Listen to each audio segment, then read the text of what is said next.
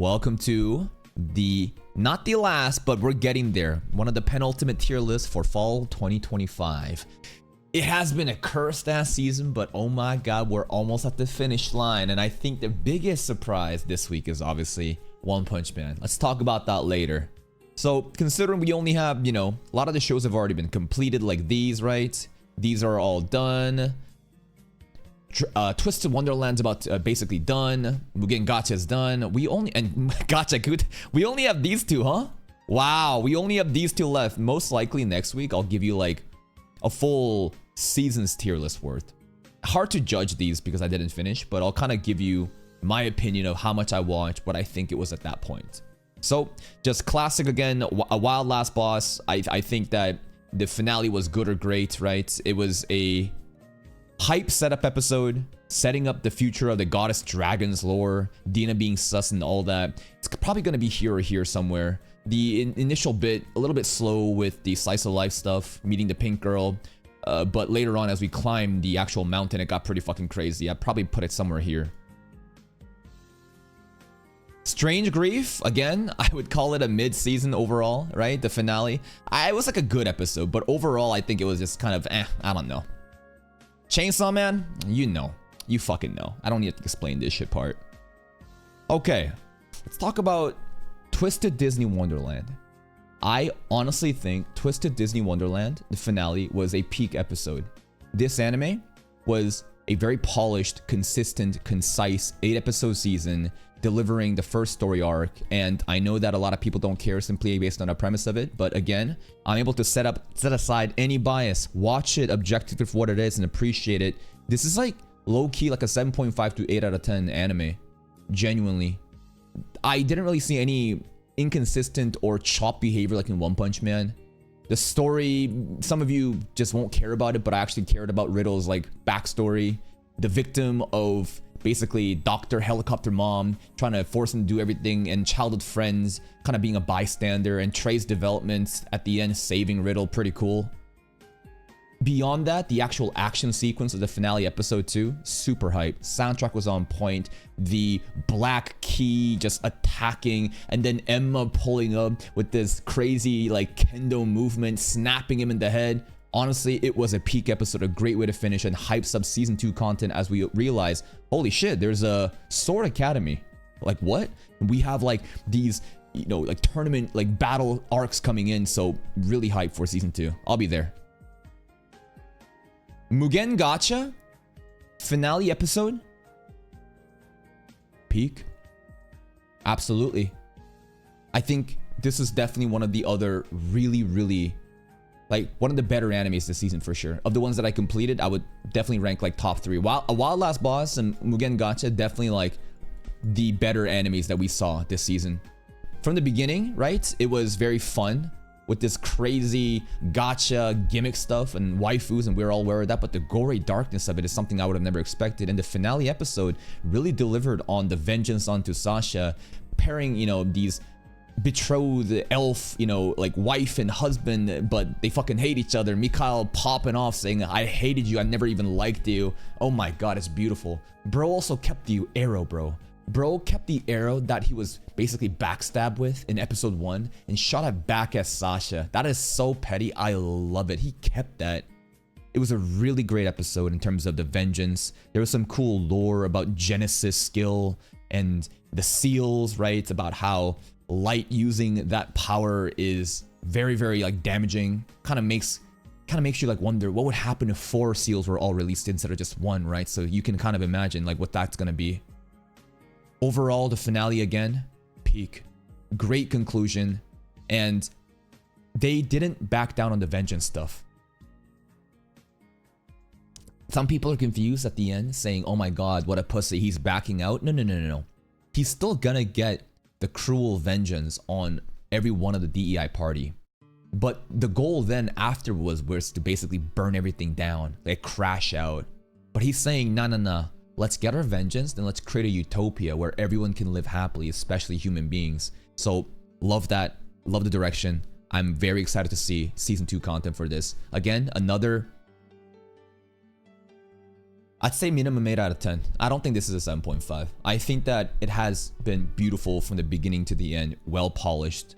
Peaks that I wouldn't say was like a 9 out of 10, but definitely somewhere in the mid 8s. I would happily put this at 8 out of 10. I would. Very good anime.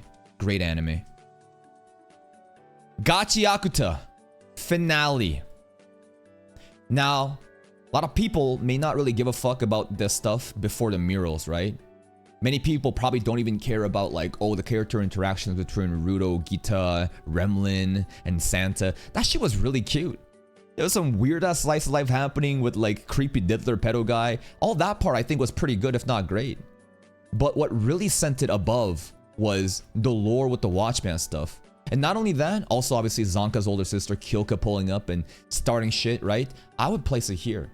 I am so fascinated by Gachi Akuta's world building, the mysteries. What is the border? What is that giant? Is it the Watchman? What is the symbol? We have 4 symbols now. 4 symbols which are apparently all based off of the friends that the first spellcaster had. What the fuck? But a lot of, you know, memories have been forgotten, knowledge has been wiped out. It's like some void century shit. And the Watchman's name is known. And the Watchman's name, the last name, is the same as Ruto's. And I'm like, what the fuck? So Ruto's a descendant of this Watchman? Somehow? I don't know. And if there are more symbols, are they all Watchmen? Or are there different names for them, right? And different series that you can make? One of the other symbols that we saw right beside the Watchman one that we know with the triple triangle circle was what? It was the fucking eye, right? The eye. The eye stuff was actually insane because that matches what's in the back of our boss's head. Don't know if it's the same thing, but clearly boss is hiding shit. He's been very sus, but it's just like we get an answer and we get 3 new questions, and I'm like, yes, this is great. This is great storytelling. I'm locked the fuck in. And Tamsi, rat or not, could be a fake out, but it's like bro put his hair down. He's looking different. Amo is locked up in a chain. I don't know. Maybe we're getting faked out. Maybe he is a rat. We'll find out next season. Season 2 also announced. That's great to see. And finally, no, not finally just yet. Not just yet. We have Chitose. Chitose, I think I put it at great. I think that Chitose episode was actually really, really hype. Unfortunate that obviously this anime low-key dead. How is it even performing? I should probably drop it. I probably shouldn't fuck around with this, but you know, honestly, I'm kind of locked into the story. Yeah, very poor viewership right now, barely making 2,000, even though this episode was like really fucking hype. That's pretty surprising. It is what it is though. It's a niche anime with a very weak tourist audience, and my locals don't even care about it. This shit though was getting crazy with Kurasen pulling up our sensei aura farming on the delinquents. That was hype. Nanase breaking down more and more is sad, but there's some beautiful fucking monologue happening with him talking about like Nanase is doing the Tokyo Ghoul pose, and then there's like street light flashing on her face, and bro's fucking writing a haiku saying how she's going out of consciousness with the fucking car lights on her face. But the way that it was directed, the visuals, it was stunning. I love it, bro. I can't wait to see how this actually concludes, because there was a part where Nazuna, you know, in the beginning, Nanase was popping out at her saying, Nazuna, you fucking did this shit, didn't you? But no, that was a misdirection too. Nazuna apparently wasn't part of it. It seemed like a genuine reaction. So now we have to think, is it really the guy that has a crush on Nanase? Is it that simple? The dude that is oddly enough hanging out with Chitose, is that a misdirection? I don't know. It's coming to some kind of crazy, you know, conclusion. I think next episode is the conclusion of this arc. How are they going to solve it? Because like, it's not going to be solved with just getting cops. Having a teacher tell them to fuck off is like, what we're going to do, fight them? I just don't understand how there's going to be a conclusion unless we have some sort of blackmail, some sort of leverage that they are too afraid to approach us because we have something over them. Until that's solved, I just don't know. And finally, we got One Punch. The craziest thing about One Punch Man is how twisted and deranged these tourists have become in understanding anime. Last episode, I think, was genuinely one of the best episodes of the season, which again, as like a standard, pretty low. You're comparing it to fucking garbage episodes. But this was another one of those, like episode 8 and 9, which was the Flashy Flash and Child Emperor episodes. I think this one was even better, to be honest. It was really fucking fun. And I think it's... So, almost like I think that...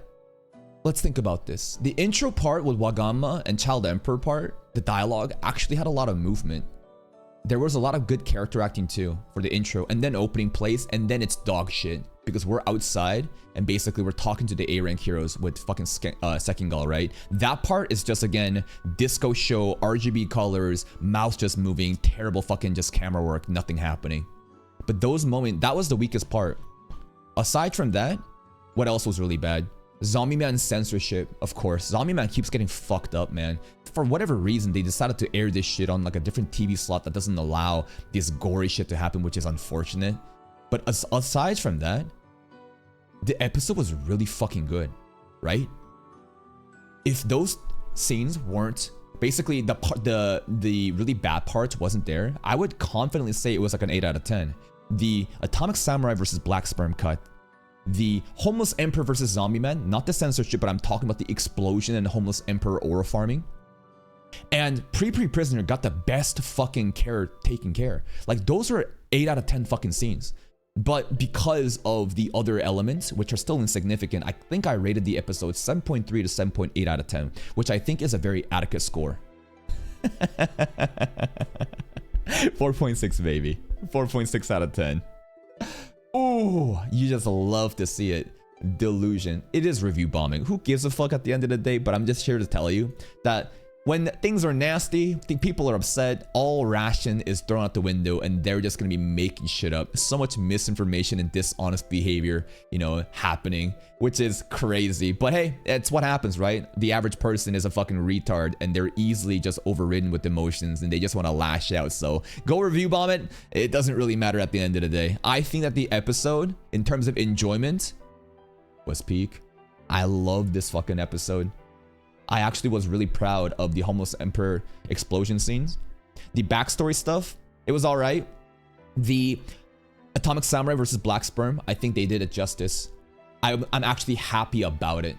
Like, it could have been way better. It can always be better. But like, if this is what we got for the Atomic Samurai Black Sperm, it could have been so much fucking worse. And this is like a nice place where like, yup, I'm happy about it. What else was there? Pre stuff? That shit was fucking left field. That shit came out of nowhere. Like, it's crazy. It looked like a different anime when Pre-Brief pulled up for a bit.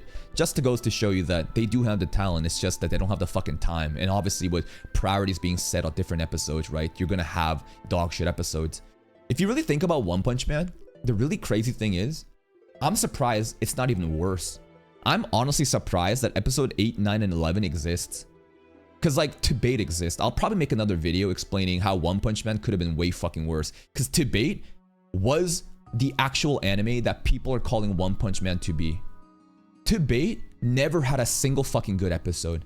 Every episode was dog shit, basically the quality of those RGB filters and just mouth moving episode, but the entire fucking season, not a single Sakuga.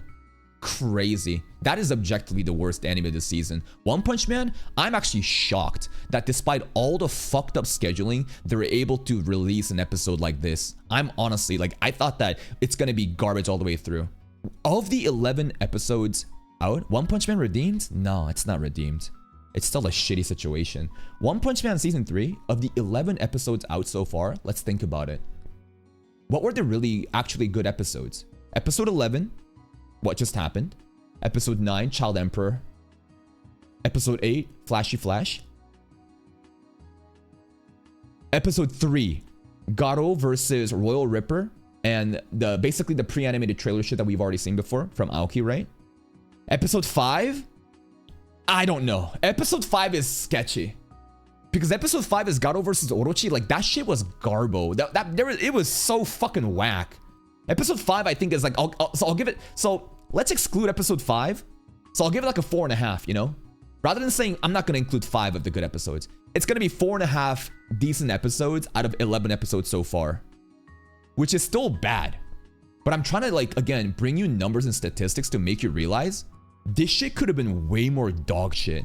And I'm actually shocked that they're actually, like, delivering something presentable. Anyways, next week is going to be the finale. I don't got a good feeling because they gotta do like Flashy Flash and Saitama and like railroad fucking slice of life stuff, as well as Orochi. I think it's gonna be extremely rushed. I don't know how they're gonna do it. If they focus the entire episode on Saitama versus Orochi, like how they focused the Flashy Flash episode, then I could see it. But right now, I think it's gonna be a chopped, awkwardly paced, rushed ending, which is gonna be bad, really bad. Because like you need to deliver a Blue Lock Season 2 finale right now. But we'll see. I'm kind of like very curious to see like how will they actually finish One Punch Man. Anyways, that's it. Remember, these ratings and the numbers that I give are not, there's no correlation. I can say something is peak with it being a dog shit episode because how funny it was to react. This is my personal enjoyment of what I'm reacting to, but I'll also give you a number of what I think is the objective actual score. 7.3, 7.8 is where I put episode 11. This, retard. Only a fucking tourist would vote like this. See you next time.